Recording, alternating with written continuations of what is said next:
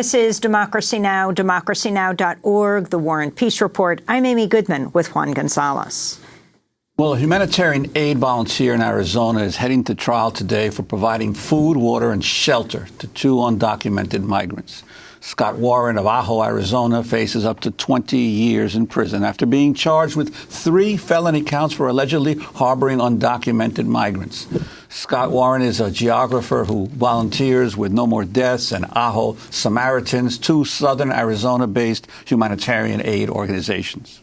Amnesty International has written a letter to the U.S. Attorney in Arizona calling for the charges to be dropped against Scott Warren, saying they're, quote, an unjust criminalization of direct humanitarian assistance, which run counter to the encouragement of the U.S. Congress to the U.S. Border Patrol to prohibit any activity by agents that could damage water and food caches and continued support for initiatives focused on increasing migration safety.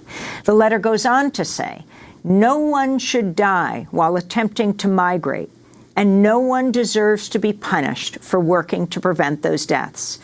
We continue our conversation with Scott Warren and Catherine Gaffney, both members of No More Deaths, as they join us from Tucson, Arizona. Scott, how did you come to this day? You live in Ajo, Arizona. Talk about where you grew up and how you came to join No More Deaths and Ajo Samaritans. Well, I moved to Arizona about 10 years ago to begin work on my PhD in geography, and I was generally interested in the Mexico-U.S. border region. And through various travels and getting to know the region as a whole, I was really drawn to this community of Ajo, which is in southwestern Arizona, bordering Mexico and also the Tohono O'odham indigenous nation. And so it's really kind of a triple cultural borderland in that sense.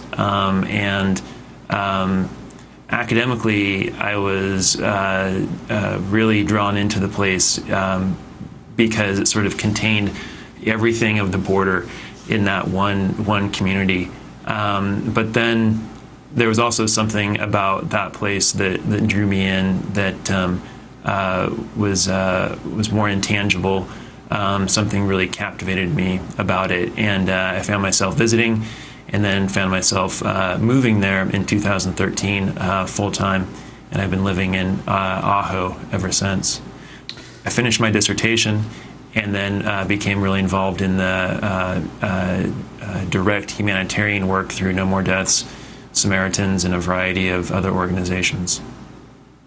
And Catherine, I wanted to ask you to maybe expound a little bit on something that Scott mentioned before, this expansion of the border control industry. I'm wondering if you've been able to see in the 10 years that you've been working at this humanitarian work, any changes in how the Border Patrol deals with migrants, specifically since the Trump administration came into office, and whether there has, what kind of marked change you've been able to notice in how the Border Patrol relates to the aid organizations as well as to the migrants themselves?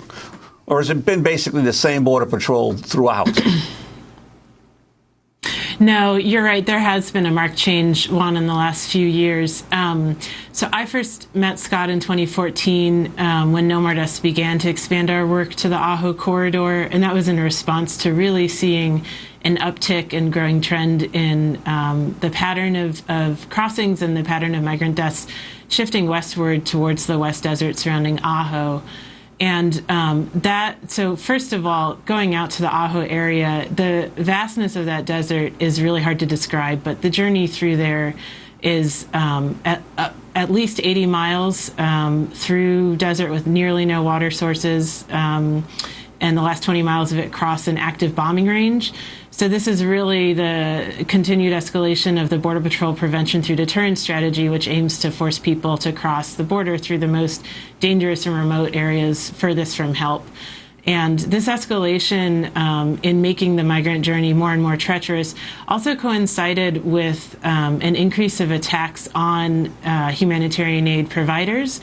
So in June 2017, No More Death's longstanding humanitarian aid facility in Arivaca, Arizona, Bird Camp, was raided in a paramilitary-style operation with more than 30 armed Border Patrol agents supported by helicopter, ATVs, 15 trucks, all to arrest 4 undocumented people who were receiving medical care during a heat wave of over 110 degrees. And Border Patrol had tracked those 4 individuals for more than a day until they arrived at the No More Deaths camp in order to arrest them there. So we've really seen an uptick in this sort of targeted escalation, and it seems that not only is the Trump administration interested in making it a death sentence across the border, but also, is trying to fundamentally deny the right of everyone to receive medical care, food, and water, regardless of their paperwork status, and of people of conscience to be able to respond and provide that care. Catherine, you drop off water almost every day in the Sonoran Desert? That's right. We're out there every day. And to be honest, we've seen a real increase in interest in volunteering with us since these prosecutions. I think that nationwide there's a trend of ICE and Border Patrol and now Department of Justice going after undocumented leadership and people of conscience who are in solidarity with undocumented communities. And the sort of escalation of attacks on activists is a ramping up of this longstanding war on migrant lives. But it's really resulted, I think, in a lot of attention being paid to what's happening on the border and an upsurge in responses of people who want to come out and work in solidarity. So we're maintaining our efforts. Every day we go out and place food and water on migrant trails. We search for those who have gone missing, and we talk to the families whose loved ones are missing in the borderlands. And in fact, one day recently during Scott's misdemeanor trial, our volunteers encountered, just in one day, the remains of 4 different migrants who lost their lives in the desert outside of Ajo. So it is really striking that not only is there this repression of the right of people to receive food, water, and medical care, to provide food, water, and medical care, but it's really striking that they're going after humanitarian aid work in the Ajo area, because so many of the deaths that are being reported are being found by humanitarian aid volunteers. So the fact that now they're trying to suppress humanitarian aid workers from going out into the desert is really chilling. It suggests not only that people will be left to die, but that their deaths will go unfound and the true scope of this crisis will go unrecorded.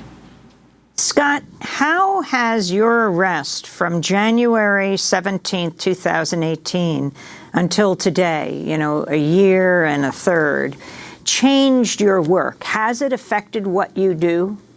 Has it prevented you from doing the things you used to do?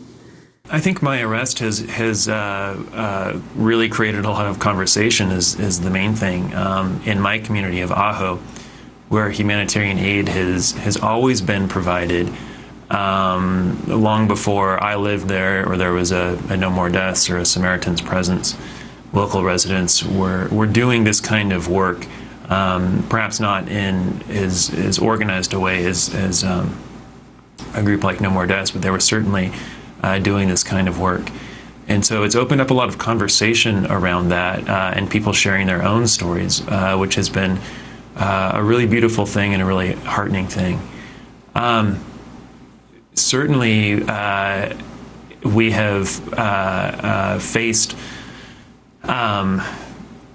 different forms of, or different efforts really by the government to curtail our work, as Catherine was just talking about. My arrest is one, but also, citations for various things related to the management of the public lands in this area, and the prosecutions, for abandonment of property, for leaving, jugs of water and food on these places where people have died previously in the desert. But really, I think this changes little in the sense that every day in the border region, migrants, refugees, people who are coming across the border, who are coming through the desert, who are suffering, who are at risk of dying, are knocking on people's doors, and they're in need of water, they're in need of food, they're in need of basic medical care and basic necessities.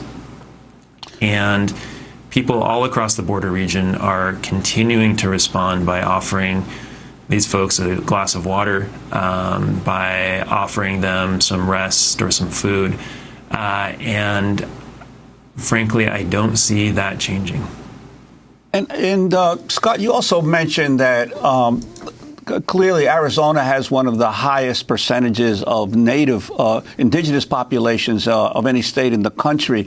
Wondering the attitude of the response of the native nations to the migrants and to the federal crackdown on them, whether you've been noticing or seeing how they've been responding to these federal efforts. Well, our friends in the O'odham community in southern Arizona will be speaking later today about some of these things. You can hear them in their own words. Our neighbors who are in the O'odham community, the native community,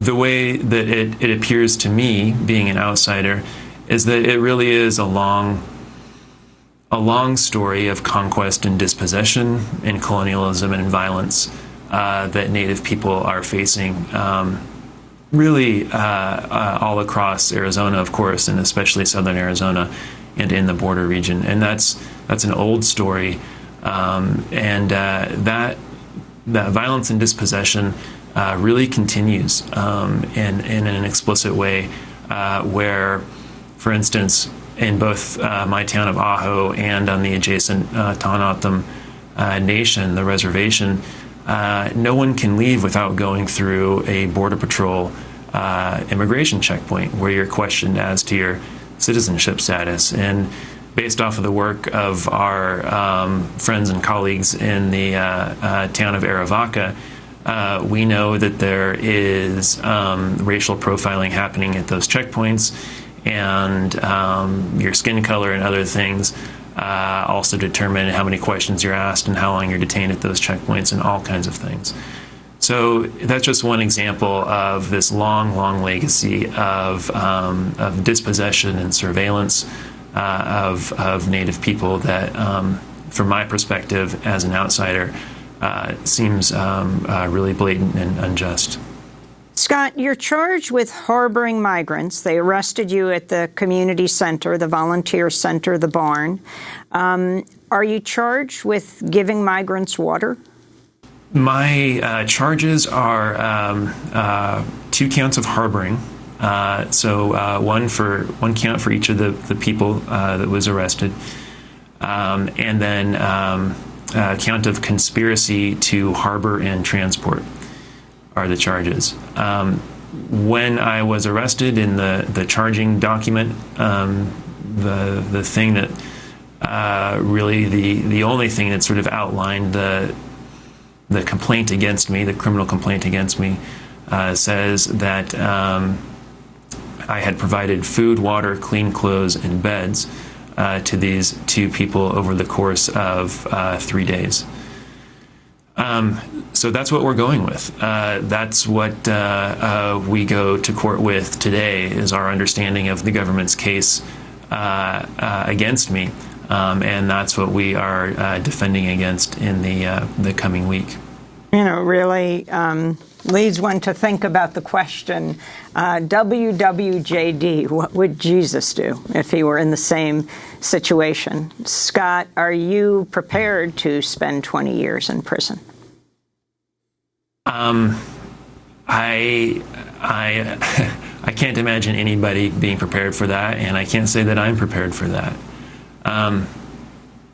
It's a scary thing to face these charges, and it's a particularly intense moment for me. But I also really want to say that I have enormous support with the community here, with friends and people that support me and my family, and excellent legal representation, and really a whole larger community that is supporting me and really carrying me through this. So I don't feel alone, and I also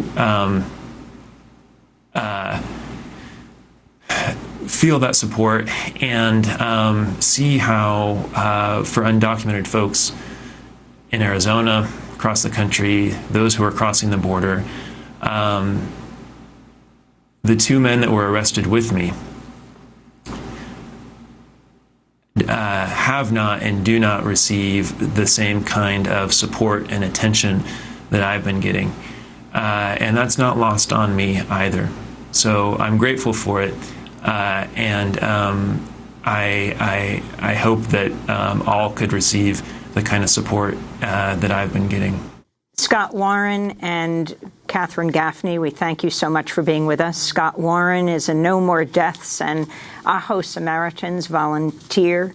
Catherine Gaffney, an activist, has volunteered with No More Deaths for a decade, drops off water almost every day in the Sonoran Desert in Arizona. Scott Warren goes to court today, a trial expected to last about 8 days. He faces 20 years in prison for harboring people and for conspiracy. To see part 1 of our discussion, go to democracynow.org. I'm Amy Goodman with Juan Gonzalez. Thanks so much for joining us.